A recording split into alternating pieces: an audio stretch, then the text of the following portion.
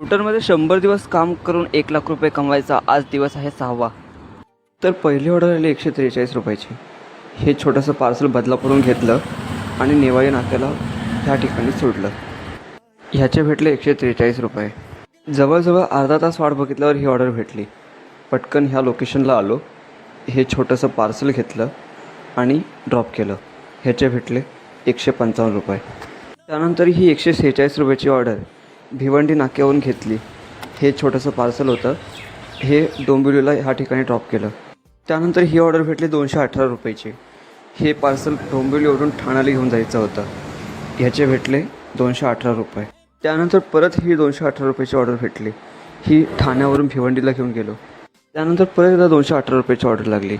हे ATM card कस्टमरपर्यंत अंबरनाथला पोचवलं. तर अशा प्रकारे आजचं काम बंद केलं.